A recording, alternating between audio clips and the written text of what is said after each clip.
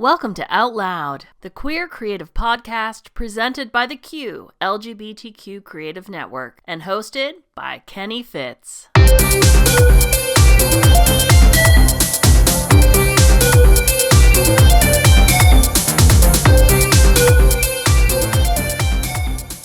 We acknowledge that the Out Loud podcast is recorded in Mi'kma'ki, the traditional and unceded territory of the Mi'kmaq people. This land is part of the Peace and Friendship Treaties, agreements that remind us to build relationships based on respect and care. We also acknowledge the African Nova Scotian communities who have lived here for over 400 years and continue to shape the culture and history of this province. We stand in solidarity with both Mi'kmaq and African Nova Scotian communities, and we encourage our listeners to reflect on their own relationship to the lands and communities they live in. You know that feeling when you find your people? That's what Waves Magazine is all about. Waves Magazine is more than a publication. It's a platform for change. For over 40 years, we've uplifted LGBTQ voices from Atlantic Canada, sharing stories that resist, reflect, and inspire. From community voices and queer culture to art, activism, and everything in between, Waves is here for you. We keep you connected with event listings, Pride Festival calendars, and the incredible Halifax Rainbow Encyclopedia, a living archive of our rich queer history. Whether you're new to the region or have been out and proud for decades, Waves is your go-to source for information and is here to reflect your story, your identity, and your community. Read, share, celebrate. Because visibility is activism, and queer media is a force for change. Find your pride on the page at waves.ca. Waves Magazine. Proudly queer, proudly Atlantic, proudly ours. Welcome back to Out Loud, everyone, and we are now joined from Florida via Nashville, but back and forth. We have emerging brand new country star, but you are not new to music, Rye Rivers. Rye, welcome to Out Loud. Hi, Kenny. Thank you so much for having me. Pleasure to be here. So as I mentioned, you're in Florida, but you split your time between Florida and Nashville, and you're not new to music. There is a history of pop music in there, but now you have switched lanes and you are going to be our next brand new hot country star. Thank you. Excited? Absolutely. Yeah. I more so called a return to my roots than kind of switching lanes. I grew up split raised between Pompano Beach, Florida and Okeechobee, Florida on my dad's farm. So country's always been a big part of my life. I've always loved country music. I was raised on country music and I wrote country music. But for the longest time, my artist journey started in the pop soul lane. And I love soul music. I love R&B. I always say my mother and my father are my biggest musical influences. And my mother was a lot of the jazz, soul, R&B stuff, and my dad was a lot of the country and classic rock. So I was raised split on those two genres, really. And it just got to a point where I was in so many recording sessions and stuff where the vocal producer would be like, "Hey, let's recut that. You sound like a country artist. You have like a twang in your voice, or let's just try that again." And I got to the point where I was like, "Man, I love country. I was raised on country. I write country music." I was like, "I think I just want to go the country lane," and that kind of feels like where my life is bringing me and where what feels most authentic to me and myself as an artist. So that's kind of how that whole return to my roots came from. And honestly, the universe has just been telling me I'm in the right place, and everything has just been falling into place in terms of my artist career since I made that move. It's not that I will agree with you. What I will say is listening to your music, listen to your earlier stuff, the pop soul, and listening to the current music, I will say in the pop soul, I could hear that kind of foundation of country in there, in your voice. Oh, very for cool. sure. And it kind of almost comes across as country gospel in some of the tones in your pop world. And then when I got the single for Kiss Cowboy, I was like, yeah, this makes sense. This makes total sense. Not that you sound better or you didn't sound as good. It's just that you can hear that it's you how you take to it, how it comes off of you in country style. I grew up on country, Dolly, Waylon, all of them. And there is a natural sound that you have in there it's almost a comfortability, I would say, Yeah. a comfort that's in there that you make listening to country. If you're not somebody who listens to a lot of country or ever says that you don't really like country music, when you hear your voice in country, it automatically makes you want to listen. So Oh, very cool. Thank it you. it totally Appreciate that. makes sense to me.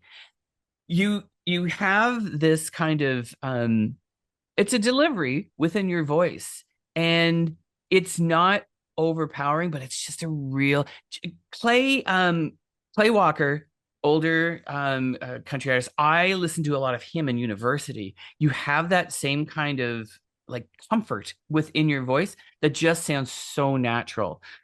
Who who are your folks in country music that you gravitate to who are kind of making music now? I'm sure that you have a lot of those heroes. Yeah, absolutely. Absolutely. Some of my heroes, I would say a lot of Tim McGraw, Kenny Chesney, Garth Brooks, Brooks and Dunn, Reba, Shania Twain, Dolly. Those are a lot of the Rascal Flats too. And some of the more modern ones, Red Atkins. I love Teddy Swims. I'm a huge Teddy Swims fan. He kind Well, of rides that apparently line Teddy too. Swims is a bit of a fan of yours, from my understanding. Yeah, we are friends. I'm just beyond a friend. I'm a huge fan of him too. So, I get a um, little Michael John Montgomery from you. That kind of there's an old soul in there, but it sounds yeah, like new and hip, kind of. very cool. Yeah, that's kind of how I describe my sound as blue-eyed country soul because it's a mix of, that type, those soul and runs and stuff, and the way I do runs and perform. But I try to accompany that with like modern production, so putting like a classic soulful country voice on top of like modern production is really what we're working towards right now with my sound. And Well, your first song into the country or return to country is yeah, Kiss a Cowboy, and that's been out now for a couple of months. And absolutely. how have you been? Have you like has the reception been good? Has it been? I guess it must have been like exciting to put it out, but were you nervous Absolutely. about putting it out? No, because for me, it just finally felt like the right song to make the switch into country with. I mean, it's super authentic to me. I wrote the song, re-recorded the music video for it on my dad's farm in Okeechobee, which a lot of people don't know. So all those shots you see is all places where I've grown up since a little kid. I thought it would be so cool to put Florida country on the map too and showcase, the places where I grew up that no one's ever filmed before. We were actually set to film that music video in Nashville. And about 5 days before, I called my manager and was like, listen, I know this is kind of a crazy idea, but I think it'd be really cool if we filmed it at my dad's farm. Do you think the videographers would be down for it? Because we had like a whole set located in Nashville. We were going to go, and it was cool. It was a barn. And I'm sure a bunch of other artists have recorded their visualizers there and stuff. So we called them, long story short, and they were like, absolutely, we'll come to Florida. It's freezing in Nashville right now. So they came down, we did all the logistics, and ended up just being a really cool weekend of like creating art and stuff together and showcasing, what's authentic to me and place I grew up. So it just felt like the right song to finally make the switch to, and I'm glad I really, really glad I did with What's that been song. what's been the most surprising thing since it being released for you in terms of just reception and having Yeah, it out there? I think just how the universe is showing me that I'm on the right path. And I feel like I finally discovered my authentic voice as an artist. Because before, when I was putting out my other stuff, when the more pop soul space, things weren't coming as easy. Where I put this song out, it's my debut country song. I literally have one country song out. And I'm playing the BMI Songwriters Festival in Key West, which is a place I've always wanted to play that festival. I got selected to make my CMA debut on a CMA stage in Nashville, again with one song out, one song. So after I did that festival, I was like, got home and I'm like, I just played a festival with five unreleased songs that people have never heard before, not out, and one country song that I had out. I was like, that's crazy. You know what I mean? Like to go up there and it was just really cool. And just things like that. It's like, okay, I finally, found my path in music and my lane that feels true to me. So Well, and it getting was I was going to say, getting on festivals sometimes is challenging enough as it is for even absolutely. with artists who have like a full catalog. Yeah. To be able to kind of like, get your way in there. And I'm like, it speaks, I think, volumes to probably how people are receiving your song and your music and Mhm. who you are. And I think that, I mean, it doesn't, people are listening to this, they're not necessarily seeing this, but if they go and they check you out, it's kind of like, you fit the bill. When I saw the press images come out for you, I was like, yeah, I was like, this is what I would expect. And I was like, it fits, and you look so comfortable in your own skin, I guess. Thank you. Yeah. In this world. And I totally agree. Yeah, that's what I'm saying. It was like I think I finally found my authentic lane, and everything's just been going a lot easier. And that's the universe telling me like this is it. Are festivals like that daunting for you? Like, or do you just take to them? I know some people like they want to play them, but then they get a chance to play them and are like, oh God, now I've got to do this. Is it exciting or is it a challenge? No, I love it. I'm a performer. I love performing. So any chance I get, I love it. I think one of my superpowers as an artist is performing. So any chance I can get, especially in a CMA Fest setting where it's like country music super fans, like these people fly in to meet you, even if they've never met you before, they're giving you the time, they're looking you up. So especially like CMA Fest, to me, that's why I do this, is to connect with people. So who out there now, and you've mentioned a few names, but who on the stage would you want to share the stage with? Well, specifically that was there at that festival. When I was performing, I was in a big convention center. They call it the Fanfare. And on the other side was Rascal Flatts. So that would be probably at the top of the list, one of them, because I love Rascal Flatts. I love Gary LaVox. It's one of my favorite vocalists in country music. So Rascal Flatts for sure. Chris Stapleton, Teddy Swims. I love like real singers. Not, you know what I mean? People who can like sing it down. I love singers like that. And then also like the people I was raised on, Tim McGraw, Brooks and Dunn, Reba, Shania Twain, Dolly, Casey Musgraves. I can't even. I don't play country music. I don't even sing. Like I can, but I don't. But I can't even imagine being in the same presence as either Reba or Dolly or Shania. I think I might just have a complete breakdown. So, steel yourself should that happen. Well, the song is out and it's called Kiss a Cowboy. The video is out. I've seen it. I've been playing it. I've played it on the radio. We're going to take a listen to it because I think people who are tuning in right now need to hear it and fall in love with it the way that I think that they're going to. So would you care to introduce it? Sure. Hey, friends. My name is Rob Rivers and you're listening to my debut country single, Kiss a Cowboy.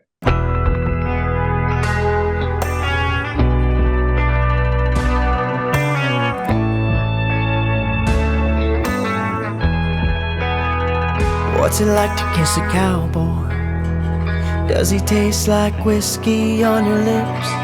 Do you feel safe in his arms when he's holding you by the hips? What's it like to kiss a cowboy? Does he just come strolling into town, throwing his heart around, then takes a ride off into the sunset? Oh, what's it like to kiss a cowboy? Is he rough, tough, and gentle enough to hold your pretty heart in his hands? Does he ride, lie, string you by? Do you think he understands? Are the blood and the guts and the glory all there is to his story? Is it hard to do if he's just passing through?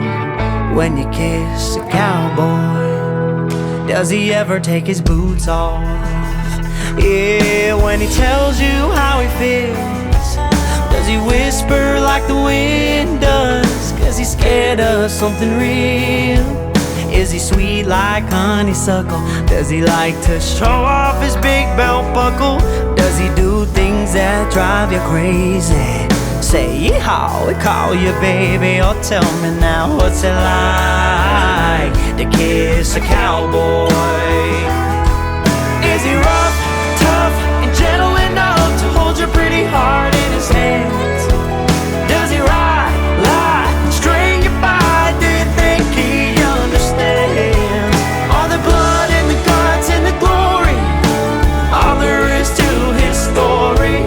Is it hard to do if he's just passing through? When you kiss a cowboy, does he hold you when you're lonely? Does he kiss you when you cry? tell you that he loves you, then he hangs you out to dry.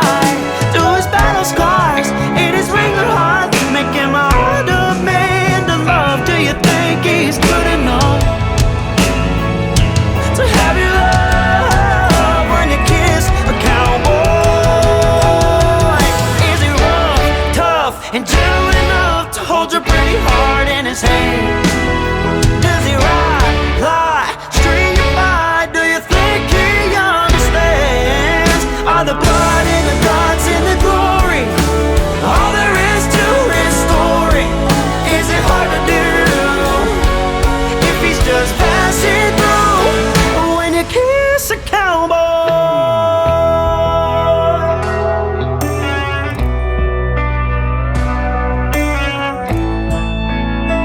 When you kiss a cowboy.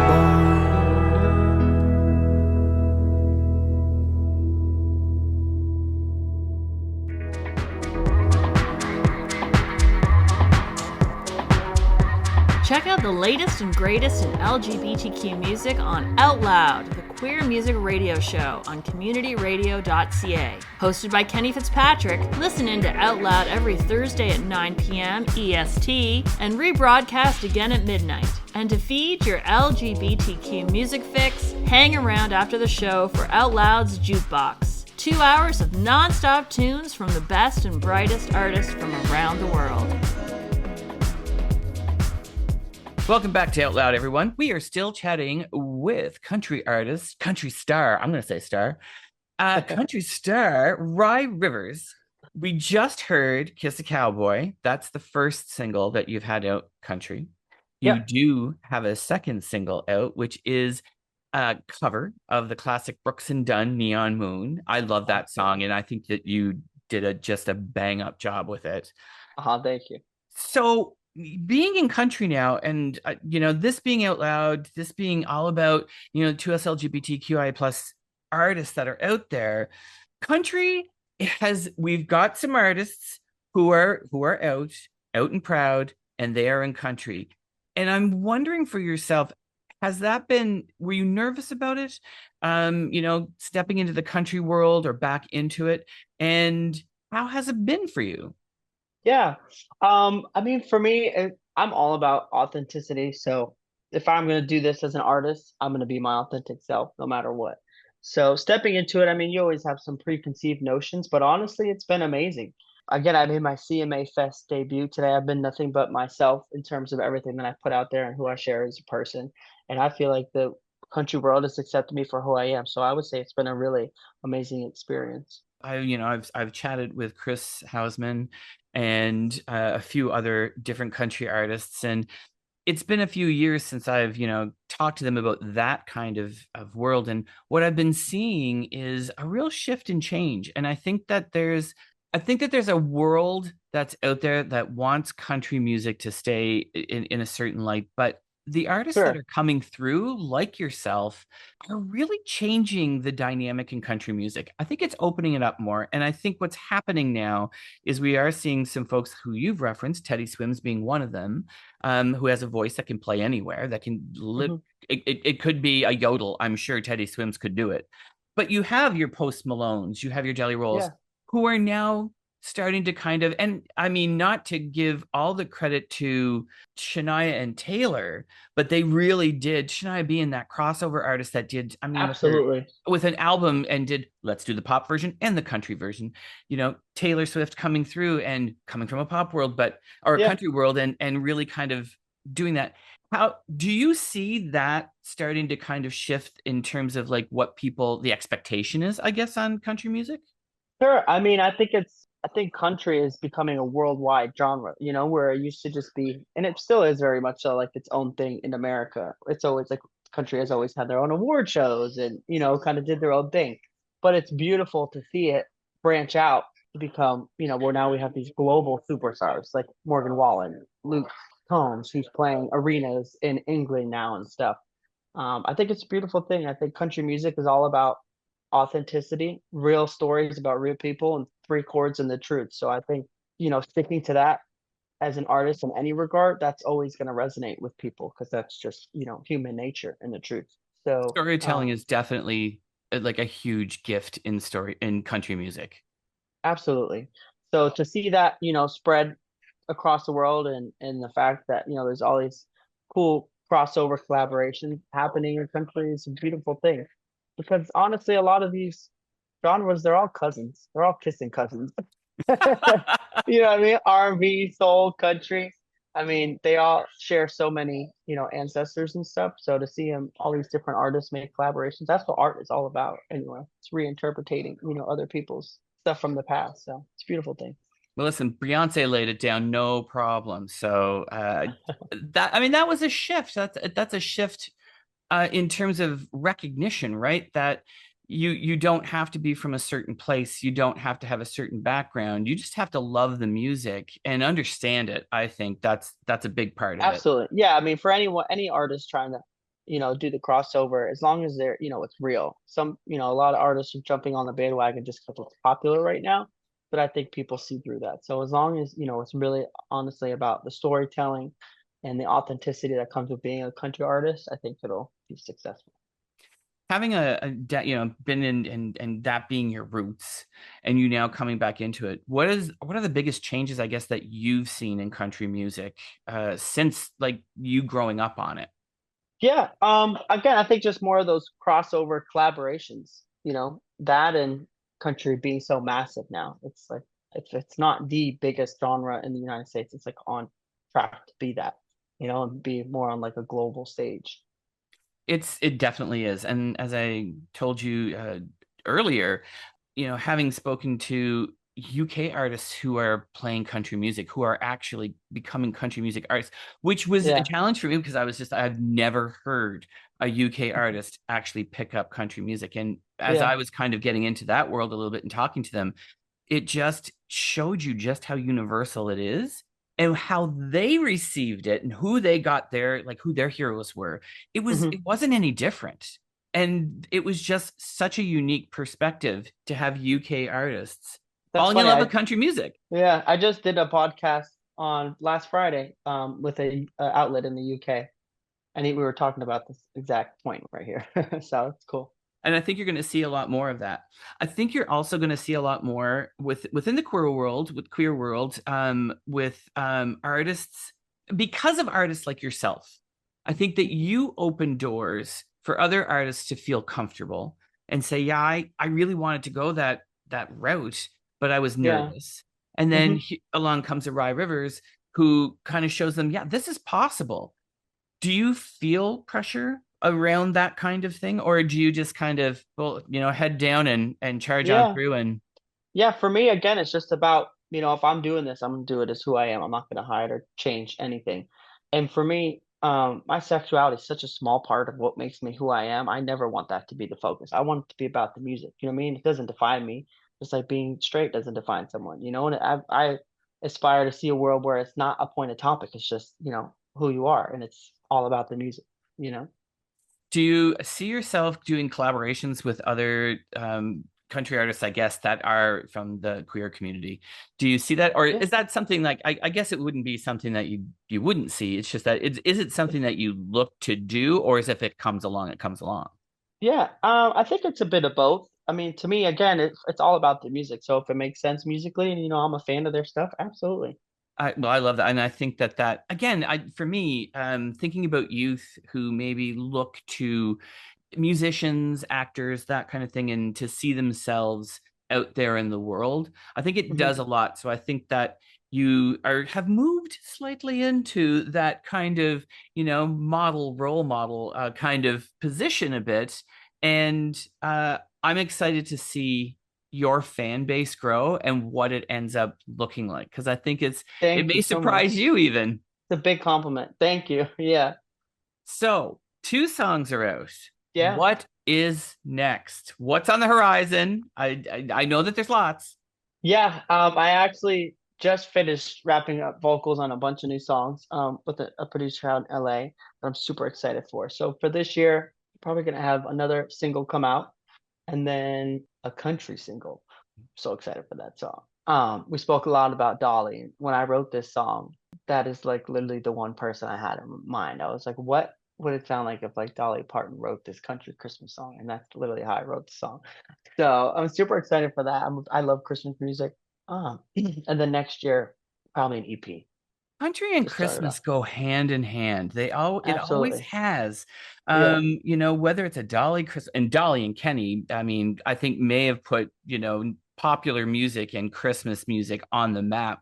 I don't know if there's another duo out there that could have, done what they did, but it really, really does. And you love Christmas music, obviously. Yeah. And is there somebody out there is there an album, a Christmas album that you listen to that you go to? Is there like that? What's your go-to for that? Sure. I love a lot of the standards. I love a good Dolly Christmas album. Again, being like a fan of soul and R&B, I love a good like any type of jazzy Christmas stuff, which a lot of it naturally is. And I think that's one of the coolest things about Christmas music is it brings in genres that most people wouldn't listen to in their ordinary days. And then in Christmas you get to experience that. And it's a step away, from everything that you hear on the radio. It's like all these classic jazz songs with strings and orchestras and old background singers where not everything's like polished and you can still hear like some of the instruments out of tune and some of the vocals are not like auto tuned, perfectly. So I think that's one of the special things about Christmas music. And then, obviously everything that surrounds it, it's just the most wonderful time of the year.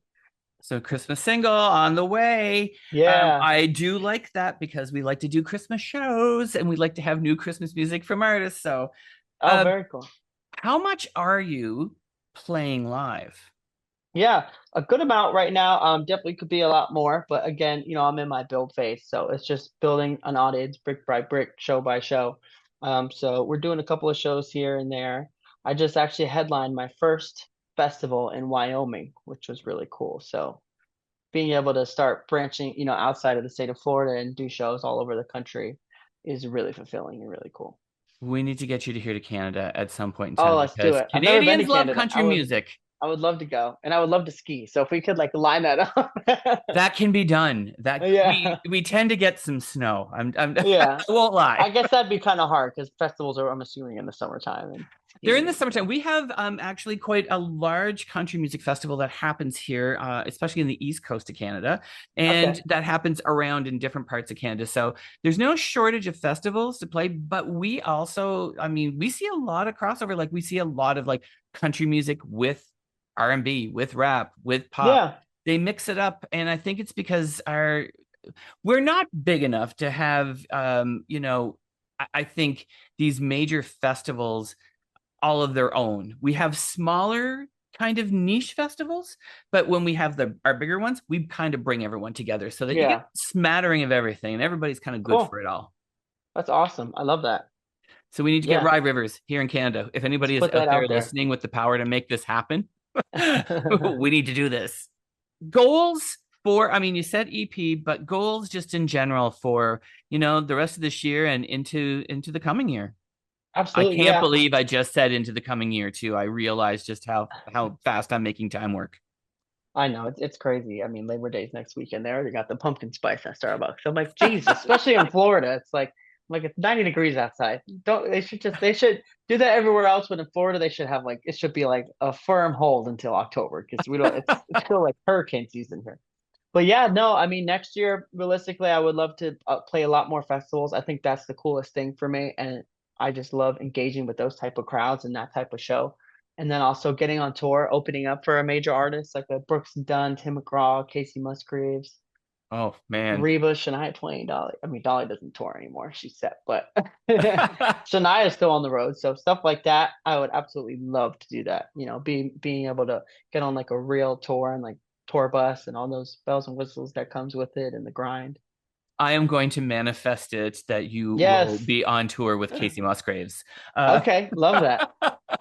it must happen. It must happen. I get excited by that because I know that the challenge of being, young and kind of just nose to the grind and kind of getting your music out there, it is Yeah. hard. I mean, it's kind of like screaming into an echo chamber sometimes because there's so much Absolutely. music that's out there. So if Absolutely. we can help crack it through, we do our best to try to do it. So I'm Thank you. excited for everything that's happening for you. Thank you so much. I appreciate that. That's really cool, especially. Well, as we said, there's two songs. We've heard one. I think we need to hear the other, and it's Let's Neon do it. Moon, the cover of Brooks and Dunn, the classic. And I want to thank you for stopping in and chatting with me and, just kind of just doing it and doing it so well. Aw, thank you. No, thank you for having me. I really enjoyed our conversation today, and I'm glad we were finally able to make this work out. I know it got a little confusing with the time zones, When but it is what it continents, is. time zones, everything, and the lack of Yeah, sleep and not enough coffee, that always happens. coffee is always the key. Thank you so much, Rye. And I'm going to toss it to you again to introduce Neon Moon. Cool.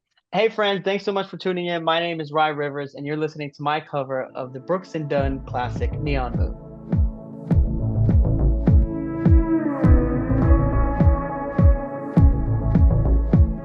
When the sun goes down on my side of town, and that lonesome feeling comes to my door, and the whole world turns blue. There's a rundown bar across the railroad tracks with a table for two way in the back, where I sit alone and think of losing you. I spend most every night underneath the light of a neon moon. Now if you lose your one and only, there's always room here for the lonely to watch your broken dreams dancing out of the beams of a neon moon. I think of two young lovers running wild and free. I close my eyes and sometimes see you in the shadows of this smoke-filled room. No telling how many tears I've sat here and cried, or how many lies that I've lied, telling my poor heart she'll come back someday. Oh, but I'll be alright as long as there's light from the neon moon. Oh, if you lose your one and only, there's always room here for the lonely to watch your broken dreams dancing out of the beams of the neon moon.